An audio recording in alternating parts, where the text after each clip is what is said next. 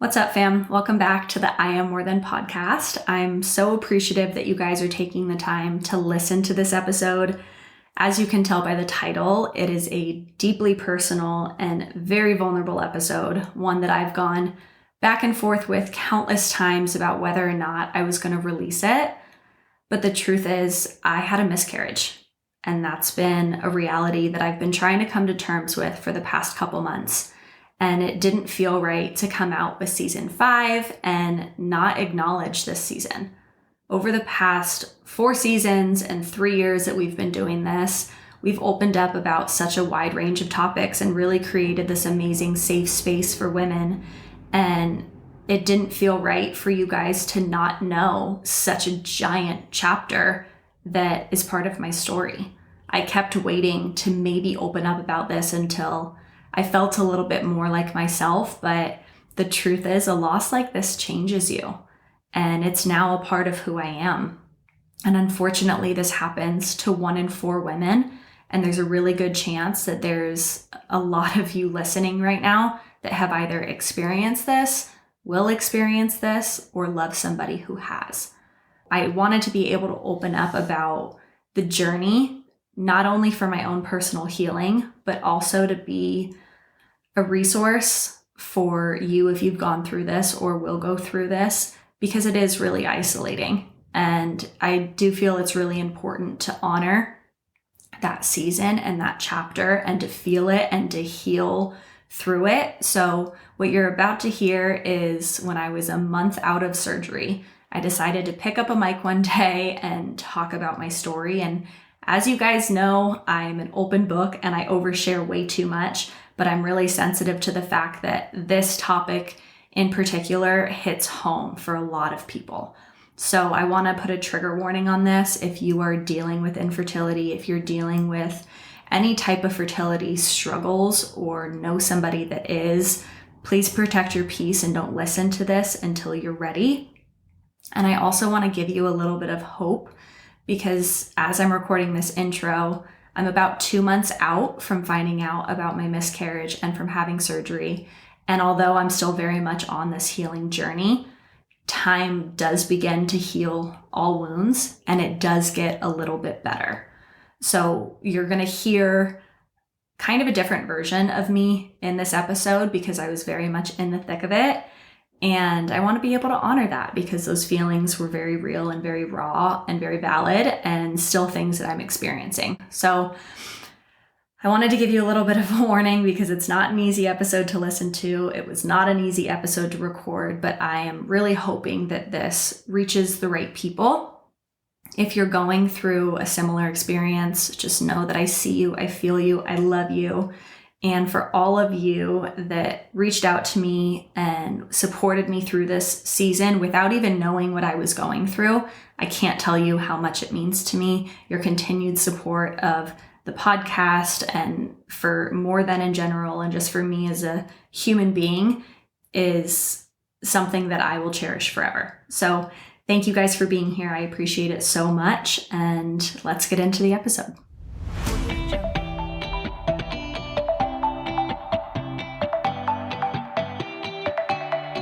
Missed you guys. Happy 2024. I hope everyone's holidays went well and you're having a good start to the new year.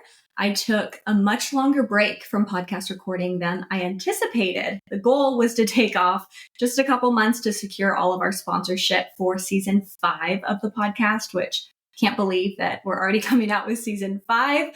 But I decided to kind of take a step back for a little bit longer because I've had some deeply personal stuff going on. And you can probably tell if you're watching this or listening. I'm a little anxious, a little nervous about this one because it's not something that I ever thought that I would release or talk about on a public platform like this. But I launched the I Am More Than podcast 3 years ago with the goal of helping women feel less alone. I wanted a safe place for women to be able to talk about their experiences and share their experiences with each other and learn from each other and grow and empathize. And we've done such a great job of that. I'm so proud of all of the work that we've done through the I Am More Than podcast. I'm so proud of the lives that we've been able to impact through this. And it's been a deeply healing passion project for me. I've talked about a lot of things on here that I never in a million years thought I would talk about. We've shared some incredible stories. And typically when I've talked about stuff that I've personally gone through, it's when I'm on the other side of that healing journey, not when I'm in the thick of it.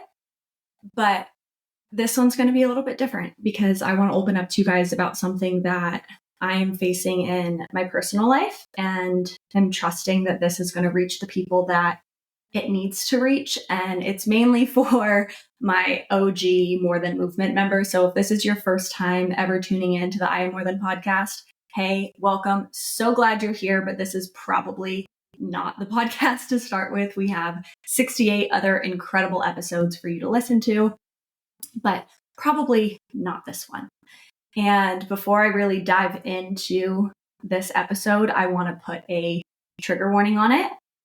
And I really want you guys to listen to that trigger warning. So if you are dealing with any type of fertility issues, know somebody that is, or if this is just a really personal topic to you, please protect your peace and don't listen. Go listen to another episode, go listen to another podcast, because it's not easy stuff to talk about and it's not easy stuff to hear. And I'm very sensitive to the fact that if you are currently in the midst of struggling with fertility issues, it's really hard to hear other people talk about it. So there is a trigger warning on this. And part of the reason that I had been so silent on the podcast for the last couple months of 2023 is because I was preparing the season 5 opener where I was going to be sharing with all of you guys that I was pregnant. I was so excited to be able to talk about what the journey had been like, because it had been an absolute roller coaster and something that me and my husband both were like still in shock over and really excited about. That was supposed to launch on January 1st. Instead of doing that, I'm going to be talking to you guys about my miscarriage. This is very unscripted, as all of my podcast episodes are. I never put down like a layout or a format of it, even though I probably should have, because this is still a very emotional topic. And like I mentioned at the beginning, it's something that I'm still very much in and still very much dealing with. But it's something that I feel very convicted and called to talk about on here for some reason, even though I don't even fully understand why the heck I'm doing it. But I want to be able to share my story because unfortunately, this is something that far too many women experience and something that many women suffer in silence with. And I fully understand the choice to not talk about it. Trust me, I never thought that I was going to talk to anybody about it, let alone get on my podcast and talk to hundreds and thousands of you about what I'm going through. But it's something that shouldn't be normalized, but it should be talked about in a way that women that are in it don't feel so alone, because it's a really isolating experience. So before I kind of get into the miscarriage chapter and what I'm going through even right now, I do want to give it a moment to be able to share the excitement that we had and the really happy news of finding out that I was pregnant, because whether I like it or not, this is part of my story. I was really excited. So, okay. I kept thinking like I've cried all the possible tears that I could get out. There couldn't be any left. And like I keep surprising myself. So bear with me. I'm sorry to be crying in your ear. But I want to take you guys back to when I found out. My husband and I had decided that we wanted to do our first year of marriage, just the two of us, and weren't quite ready to have a family, even though we knew we always wanted to have a family. I always wanted to be a mom. When we hit the year anniversary of our wedding, we decided that it was time to just start trying, because who knew what the process was going to look like. So I started kind of just prepping my body like middle of last year. I was working with Gut Personal, one of our sponsors, this past season, just going through all my gut health, and I was feeling really good. And I went off birth control and I was taking prenatals. I was doing all the things, still kind of like in disbelief that that was the chapter that we were even semi-entering. So fast forward to October, we go on our year anniversary trip. We did an unbelievable cruise through Greece and Turkey and Italy, and it was the best trip that we have ever been on. It was so much fun. When we got back, I just immediately felt different. I feel like for any of you listening that have had any type of like health issues, it requires you to be very in tune with your body. And I'm wildly in tune with my body, and I just felt off. So I kind of kept this to myself for the first week that we were back. And I had a follow-up doctor appointment the week after. I was just doing like a normal checkup to be able to check up on my anti-anxiety medication and my ADHD medication. And I was chatting with my doctor and just said like, hey, hypothetically speaking, if I were to be pregnant, what's the soonest we would be able to tell? And she looks at my history and sees that I was on birth control for 15 years and had just got off of it. And she just said, honestly, I don't even want to get your hopes up. I'm not going to test you. It will most likely take anywhere from like 8 months to a year. So just be patient. Don't expect anything, basically. And I had the most overwhelming, intuitive feeling I've ever had in my life that was like, you're 100% pregnant. So I left that doctor appointment.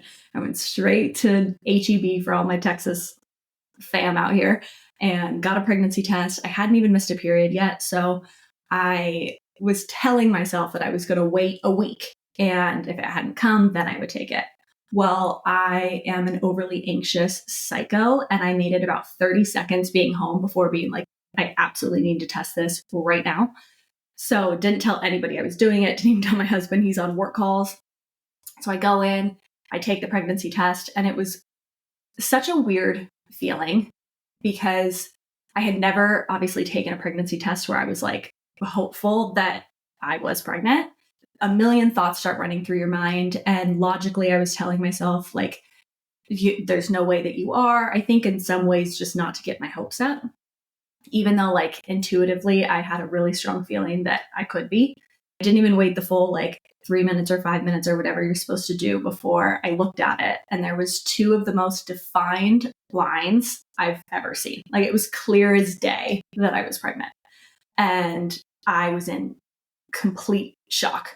So I hurried, I took another one, and this one was one of those digital ones where it either said pregnant or not pregnant. And I literally stared at it for it to just come across digitally, and it said pregnant. I always thought I was going to be one of those people that did like something super cute to tell my husband that we're pregnant and like that I could be cool, calm, and collected. Not at all. Like I did not know what to do with myself. I paced this house for 45 minutes, like not even knowing what to think. Like what happens next? What do I do? And I had to have somebody in it with me. So I keep knocking on the door to my husband's office asking like, hey, almost done, almost done. Finally, 5 o'clock comes around and I'm like, hey, come with me. He has no idea, obviously, what to expect. I bring him into our room and surprise him with the pregnancy tests. And he was in just as much shock as I was, but just so excited. It was such a wonderful and beautiful moment. Just me, Brendan, and our puppy bear. And we just cried and celebrated and we're so excited. And then it's like, well, now what? Like, what happens next? Like, obviously, I've never been through this before. So I'm literally Googling, like, what do you do after you find out that you're pregnant? I can't keep anything to myself, as you guys probably know. That's also why I started a podcast, because I'm far too open and I share way too much. So that same day, I race over to my mom's house, surprise my mom, surprise my sister. We're all celebrating. We're all in shock. I call just doctor's offices the next day just to make an appointment. And they're all putting appointments like way far out. And obviously, again, I didn't know how any of this stuff works. So they get like the first day of your last period, and that's how they find out how far along you are. So at the time, I was 4 weeks. So super, super early on in the pregnancy. And I had felt amazing, which was one of the first like telltale signs that something was up, because typically I struggle a ton with my sleep. I was sleeping like a baby. Felt great, but I had always thought and seen in like movies and stuff that the people that find out they're pregnant, they're always like violently ill in the morning. And that just wasn't the case for me. So for that first week, I'm like, oh, this is awesome. Like I feel great. This is going to be an amazing journey. We find this clinic that you can go in and do an ultrasound at 5 weeks so that they can confirm your pregnancy and you get to see what's going on down there. So we go in, it's confirmed, still feeling fantastic. I was just, naive to the fact that there was a possibility that a miscarriage could happen. I just never allowed myself to go there. I had no reason to think that that would ever be part of my story, nor does any woman ever. I think you just go with what you're told and how you're feeling. And so I was excited and I wanted to tell people. We told a couple of our close friends. I really wanted to wait until I heard the heartbeat to start telling more and more people. So right when I hit 6 weeks, I became violently sick and was nauseous all day long, not just in the morning. Literally working from bed, felt absolutely terrible, was exhausted, taking like 2 naps a day, sleeping all through the night. I go in for the 6-week appointment and we got to hear the heartbeat for the first time, which was the best sound ever heard in my life. The ultrasound technician said it was the size of a sweet pea. So we've been calling it sweet pea ever since. And it was just the best. It's the first time that it felt real. Like, I think for your first trimester, you don't really feel like you're pregnant outside of the fact that you just don't feel good. But it's like, well, now what? You have to wait so long before you see a doctor. A lot of people aren't telling other people. And I felt like it basically was like written across my face. And every time I walked into a room, somebody could tell, even though they absolutely couldn't. But I was beyond bloated. And I'm told that's just like a rush of hormones. But I feel like I looked like I was like 6 months pregnant. So bloated. My boobs hurt so bad. It was like, okay, this is going to be a long 9 months. So after we heard the heartbeat, I decided to tell my whole family. We were waiting to tell Brendan's family till we saw them in person over Christmas. So we were going to see all of his mom's side, all of his dad's side. We came up with all the cute little ways that we were going to tell him. And we went 0 to 100 really freaking fast. Like, Bren went total crazy dad mode where he's like, we got to upgrade the house. We got to upgrade the car. We're already planning out the nursery. We're moving things around. Like, we got excited quickly. I had a name picked out. I had everything. When it's time for the first doctor appointment, I was just excited. I had just seen the sweet pea 10 days earlier. Couldn't wait to like just see how many things changed in the ultrasound and meet with the doctor and just kind of start the whole process and make it feel that much more real. We went into my first doctor appointment, went in to go get an ultrasound. I knew something was wrong from the moment I laid down on the table. As the technician was looking around to find sweet pea, she did, no problem. But then she says, okay, we're going to do a vaginal ultrasound. Said it's totally normal for women under 10 weeks to do a vaginal one. So I'm like, okay, awesome. I'm just praying, like, please, nothing be wrong. The rest of it gets to be kind of a blur, but I just remember her saying that there's sweet pea, but there's no movement. I basically blacked out everything else. And thank God Brendan was with me and he was an absolute rock star and handled literally everything, like carried me into the next appointment. I went in and met with my doctor, and everybody that you meet is like, there's nothing they can say. There's nothing I can say. I'm in shock. They're hurting for me, but uncomfortable. They don't know me, but they're trying to console me. Like, it's weird. The doctor comes in and basically tells me, okay, you have 2 options. You can take this pill that will force your body to have a miscarriage at home, or you can do a surgery. I remember her talking about the pros and cons of both, and Brennan asking questions, and her asking me, so what do you want to do? I just remember thinking, like, I came in here to have a healthy baby. Like, I don't want either option. I don't want to do either. From there, it's like you have to go get all these different tests, and I had to go get my blood taken, and I'm walking into these different appointments in an absolute daze, like between crying, staring, being exhausted, in disbelief. Like there's such a roller coaster of emotions. I remember sitting there and just realizing like life goes on, like life keeps happening. My world just stopped. But everybody around me, like they're joking about the holidays and making conversation with each other. And like, it was such a weird out of body experience. So we left the appointment and I had the weekend to see if my body was going to naturally do anything or if I had to make a decision by the next week. The timing on this is beautiful and terrible all at the same time because I had gone in on a Thursday morning, and I was supposed to be going to the airport Thursday night to go on my first ever brand trip. And I was so excited about it. I was going out with Celebrity Cruises, which you guys know I am a huge Celebrity Cruise fan. Brendan and I went on one for our honeymoon. We went on one for our 1-year anniversary. I was invited to come out to see the brand new inauguration of their ship in Fort Lauderdale, and I was able to bring my sister as my plus one. We're going to have this wonderful girls' weekend that I've been planning for months. I was so excited about it. And Brendan's best friend was coming out here so that they could have a guys' weekend. My initial feeling was obviously like, I want to go crawl in bed and rot. I don't want to go anywhere. I don't want to see anybody. I don't want to talk about it. Ultimately, we had decided that there's absolutely nothing that I could do, nothing that he could do.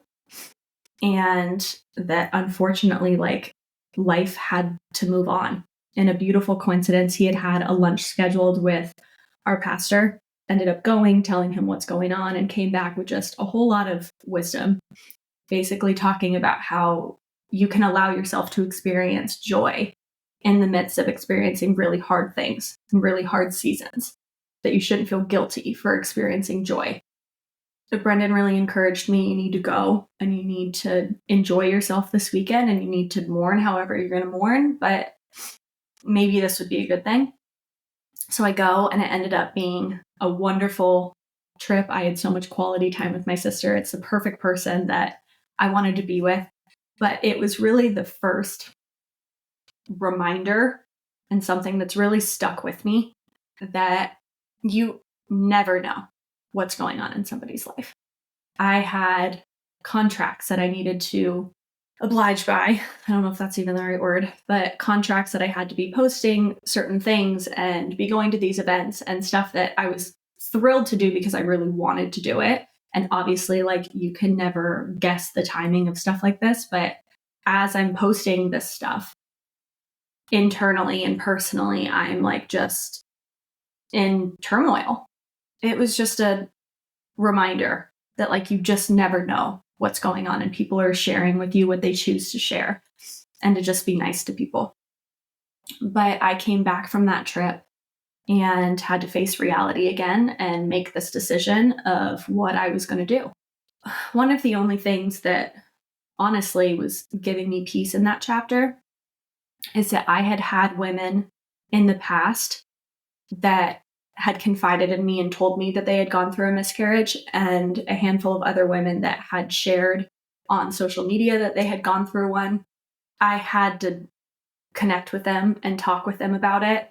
It was one of the best and most healing things that I could have done, because it is such an isolating feeling. You feel so ashamed, and I felt so embarrassed, for lack of a better word. And being able to just connect with others and hear what their journey was like and hear their recovery. And for a lot of them, they went on to have healthy pregnancies. It was another one of those reminders, and I've said it on here many times, but often you can use your pain for purpose. Every woman that I was talking to that was sharing her story with me, like, that was an extremely painful chapter for her that she was on the other side of, and now she was pouring that wisdom and love and guidance into me in a time that I really, really needed it. So I'm very grateful for that. One of the reasons that I wanted to do this podcast episode too is because I understand that there's some women that may not have that. And you may not be connecting with other women that have gone through it. You may not have people close to you that have gone through this. If this podcast if my story can just help you feel a little less alone, that it's worth it. I had one girlfriend that unfortunately had found out she was having, or that she'd had a miscarriage 2 weeks prior to me, and she had done the pill option. Had just shared that it was very emotionally, physically, mentally traumatic. When I had spoken with the doctor, she said that if I chose to do the surgery, that my body should recover quicker. It is less traumatic. Notice how I'm doing quotations around that. Less traumatic, and that you can move forward with your life a little bit quicker. And so I chose to do surgery. A misconception that I had about miscarriages is that if it happens to you, like your body does that naturally. Something's wrong, your body alerts you, and then your body just kind of bounces back and you're able to hopefully get pregnant again someday. And that's just so different from what the reality actually is. So I had what they call a miscarriage or a silent miscarriage. So I had no symptoms. I had no bleeding. I had nothing.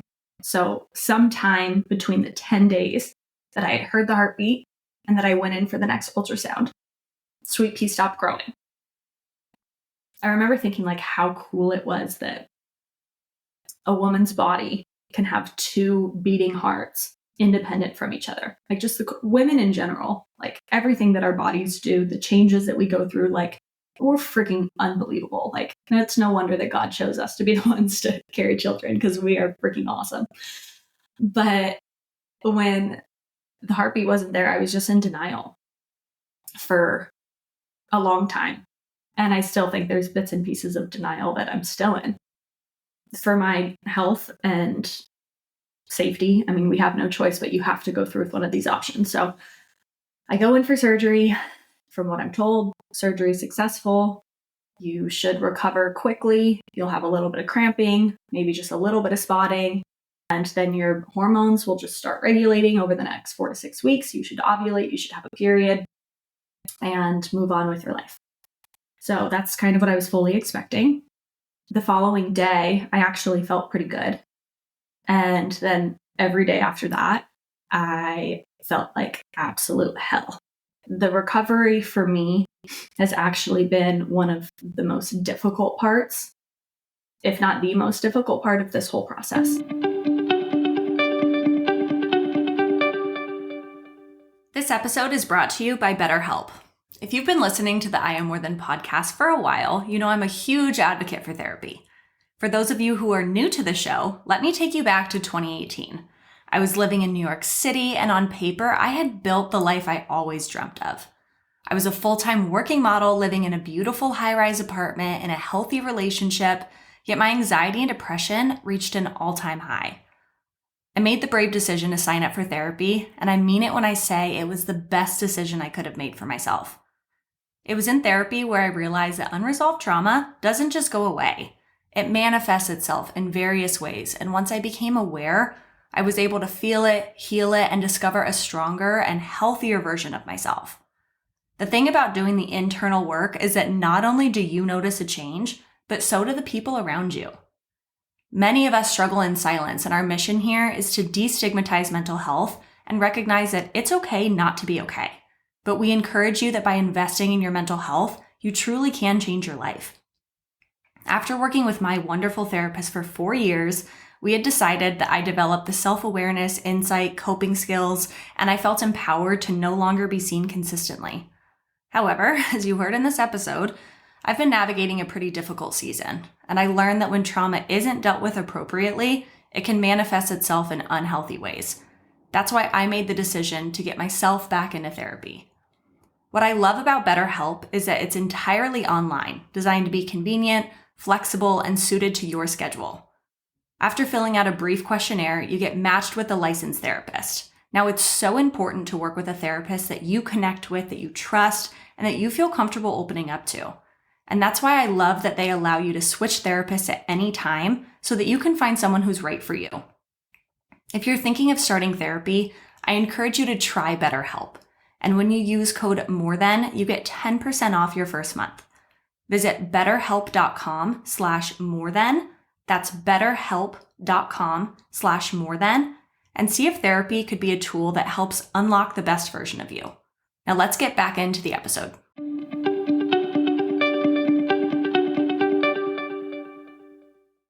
Finding out that you have a miscarriage or you had a miscarriage is devastating, and it's painful, and it's traumatic, and it's terrible. But the physical stuff,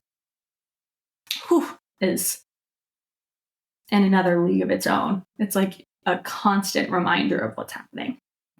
So I don't want to get too graphic, but I also want to talk about it solely because I had never heard anybody talk about it. So I didn't know what to expect. So I found myself in the middle of the night just like Googling my symptoms and getting terrible things about it that just made me feel even worse and scared me instead of just like hearing what was normal and what's not normal. So again, sharing my experience so that I hope that you never, ever, ever experience this. But I hope that if you do someday, you can think back to this and maybe know what to expect a little bit more, or at least know, again, that you're not alone. So again, trigger warning, full disclosure. I don't know when I'm going to release this episode, but as of now, I'm a month out of surgery and I'm still bleeding. There's been days in there where it's just been unbelievable, agonizing pain. I mean, everybody's body is different and everybody's body is going to handle this very differently. I had kind of had this thought, or maybe it was a hope, that it's like my body's just going to bounce back super quickly and I'm going to start feeling like myself again. And I'm going to get my energy back. My hormones are going to chill out and my skin's going to stop breaking out constantly. I'm going to stop being so bloated. Like all of these things, the symptoms would start to go away. And that's just not my reality. They haven't. And something else that I wasn't prepared for, nobody ever told me, was the process of your hormones regulating again. So there's something called an HCG, and you have to get this blood test after you have a miscarriage, or at least, again, this is just my experience. I don't know if this is how it is for everybody, but I had a blood test the day that I found out about it. I had another blood test the day of the surgery, and then I had another blood test a week ago when I had to go back in for a follow-up appointment with the doctor. My HCG levels, you want to see that they're dropping. So when you are pregnant, when you're in your first trimester, from my understanding, they're supposed to double like every day. That's why your hormones are changing constantly. That's just showing that you have a healthy pregnancy. And afterwards, it takes a while for your hormones to just regulate and for that HCG to go back down to zero. You need it to go back down to zero for your body to start ovulating again, to start having a period, to be able to try for a baby. Again, I just assumed that after this whole month, like my hormones must be back down and we're good to go. Just not the case. I got my results back and my blood still shows and that my hormones and my body is still pregnant. So if I were to take a pregnancy test, it'd still be positive, which is a complete mind fuck. It just takes more time to go down. They are going down. It's just going down slowly. Everybody's body is completely different. And you just can't put a timeline on it. And there's nothing you can do to speed it up. There's nothing you can do to change it as much as I would love to. I just feel like if I would have known that that was part of the process, then maybe I just wouldn't have been so shocked. I believe that knowledge is power. I'd rather know way more and just prepare myself in whatever way I can than go into something blind. And I feel like this whole couple months has just been, I've been blind, feeling like I just don't know what to expect every day. I don't know that anything could have really prepared me, but I do wish that I had at least heard somebody else's story a little bit more, just so that, again, I knew what to expect. There's so many different layers and grieving that comes with something like this. One of the first things that you do, or at least something that I did, I consider myself a very positive person, is I would go straight to like, well, at least it's not as bad as whatever, or it could have always been worse. You go to like the most extreme things in your mind and you're like, okay, so just to minimize this, like it's really not that bad. Where I think just sitting in the fact that like it freaking sucks. No matter what way you look at it, no matter what way you go through it, whether your body does it naturally, whether you choose a pill or a surgery or whatever, it freaking sucks. And it's not something that anybody wants. Once I got to a point of just allowing myself to just be okay with the fact that like it freaking sucks and there's nothing I can do, then I could actually start healing a little bit. And maybe that's acceptance. I don't know what it is. I know that there's 5 stages of grief. I've been through every single one of them 5 times and I'm still continuing to go through them, but I cannot imagine going through this chapter without having a strong support system. My husband has been a freaking rock star, like has carried me through this entire process. And I do want to share a couple things with you guys about specifics that he did to support me on this, because if you're listening and you love somebody that's going through this, or if you're going through this and you feel misunderstood and you want it communicated to somebody else, like I'll share with you what I can, and based on my experience, what I think helped throughout the process. But I think having a supportive partner that was not only there for me behind closed doors, but also was there to advocate for me was really helpful, because I didn't feel like I could advocate for myself. I feel like I just froze anytime I was in a doctor's office or wanted to ask questions or was asked about it. Like it was just too much.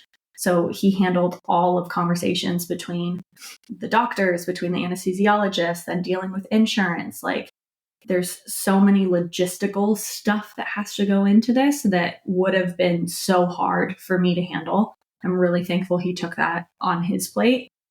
I think just being there and knowing that it's an emotional roller coaster. Something that he's done that has really helped me is that he'll ask, how are you doing at the moment? And it kind of allows me to like just take it moment by moment, because there's days that I've woken up where I'm like, oh my God, I kind of feel like myself. And then halfway through the day, I'm in bed crying. It's not only hormones going crazy, but it's also just, there's no like manual on how you get through something like this. So being able to just say like, hey, I'm okay at the moment, or I'm good at the moment, let's talk about something else, or I'm not okay. Then he's like, awesome, let's snuggle in bed, let's watch a show, let me order you food, let me call your mom. He can step in and do the things in his control instead of me just being like, nope, I'm fine, and then crying by myself. So really taking it moment by moment. Something that I've had to really come to realize too, and just see, is that I also have empathy for everyone that loves me, that it's really difficult to watch somebody that you love go through something like this. It's hard for me to know that my husband's gone through this, instead of like lashing out, which trust me, there's been plenty of that, but instead of lashing out, like, you don't know what it's like, mostly like he is experiencing it in a different perspective.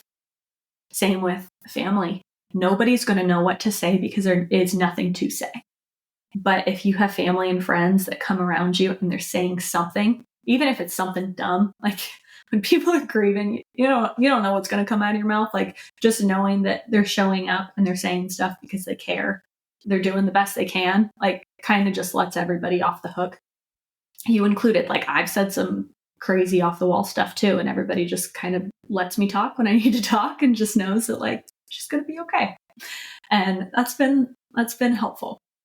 Confiding in the people that you're close with. I had only actually FaceTime called my best friend to tell her. Everybody else that we did talk to was in person, and there was just a handful of people. I think that's where some of my embarrassment came from too, because then you start thinking like, how in the world am I supposed to tell them that this happened? And that's another thing that Brendan really took over. He talked to everybody, alleviated that uncomfortable conversation for me, which I'm grateful for. But there's, again, nothing that you can say but showing up for people, one of the most meaningful things you can do. I cannot tell you how many beautiful flowers and cards and care packages and meals and texts and voicemails that I got from people just telling me that they loved me. Whew. And they were thinking about me and praying for me. Just saying something honestly meant everything to me. And now that I look back at it, not like fully, I'm still in it, but not like in it in the same way. It's just such a testament to the incredible people that we have in our life. And I'm really grateful that we did tell the people that we did tell, because they were able to be a really strong support system for us. And I also didn't feel comfortable sharing with people what was actually going on. LOL to me literally doing a podcast telling you everything. But at the time, I didn't feel comfortable just sharing with people that weren't like my very close people what was going on. But just getting those messages of like, hey, I don't know what you're going through, but I love you and hope you're okay, meant a lot. I had a couple send us a $50 Grubhub gift card just saying, hey, don't know what you're going through, but whenever you're going through something tough, sometimes it's hard to think about dinner. Like, here's food on us. It's just that little stuff means so much more than you even realize it does. So just showing up for the person that you love and communicating your support, showing them that you're there is really, really useful. And also just knowing that it's a journey. Some days are going to be better than others, and eventually you start to heal. Life moves forward, and you continue to have joy in the midst of a difficult season. That's where I'm at. I feel like I really deeply mourned in that chapter. And I'm talking about mourning too. Something else came to mind that I'm glad that I did, even though it was horribly painful to do, is I wrote a letter the day before the surgery and just got a lot of the thoughts that were weighing on my head and on my heart down on paper, and felt like in a small way I could talk to the baby and tell him I loved him and come to terms with it. Highly recommend. It's terrible, but it was very necessary. And I did feel a whole lot better after I did it. And it is something that I think when you are in denial and when you're moving through grief, it's easy to just kind of skip over and wish those hard feelings away. But like sitting in it and actually writing about it kind of forces you to be fully present with what you're going through and process those emotions. And as painful as it was also beneficial. So if you are going through something like this, I recommend, if that feels right for you, maybe that's a way that you can kind of honor that life. Whew. Okay, so one of the final reasons that I wanted to do this podcast episode is because as I've been going through this chapter of my life over the last 2 months, the timing was very synonymous with another woman's case in Texas. She's 31 years old. She's a mother of 2. And she got national attention by requesting that she was able to get a medical abortion because her pregnancy was non-viable. It's really easy to see these political headlines and form an opinion about them when you've never experienced any of the heartache that comes with those decisions. I'm not going to argue politics with anybody on here, but I do think it's really important to humanize this issue. When I was in the thick of it, really struggling, I saw one video. You see this woman talking, and all she wanted was to bring home a healthy baby girl. She just wanted to expand her family. She didn't want this. But instead of being able to deal with this very personal medical decision between her family and her doctor, it was publicized for the world to scrutinize, judge, and say if it was right or wrong. So instead, this poor woman whose doctor came out and said that she needed to get this abortion for her own health and safety, and that the child would not be able to survive, she had to go to another state to be able to get that abortion. I know that anytime abortion is talked about, it is a heavily politicized issue. Again, if you haven't been through anything like this, it's really easy to formulate an opinion. I've seen a lot on social media, I've seen a lot on the news talking about either you are pro-life, you're pro-choice, you either believe in it or you don't. It's black, it's white. I'm here to say no, it's not. And when you put blanketed laws over people's bodies, you leave zero room for humanity. And that's just not fair. The overturning of Roe v. Wade affects women everywhere. In Texas, you can't even get an exception for rape or incest, and you have to prove that it is medically necessary. Who proves that? Not a doctor. Because in the case of this woman, her doctor did say it was medically necessary. But a bunch of people that have nothing to do with her or her circumstance are in a courtroom deciding what she's allowed to do with her body. I don't know anybody that can hear that and say that's right. I've always believed that a woman should have the right to choose what she does with her body. I've heard and seen through social media and seen through the news people talking about the fact that women are using abortion as a form of birth control. Well, I can tell you from firsthand experience, just getting off of the surgery that is also used for abortions, it is horribly painful. It is very traumatic. It is very expensive. And it is not an easy way out. I don't know anybody who is using it for that reason.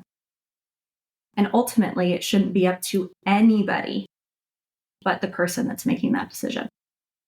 Because in the long run, these court officials, these people that are making decisions about women's bodies, it doesn't impact them in any way.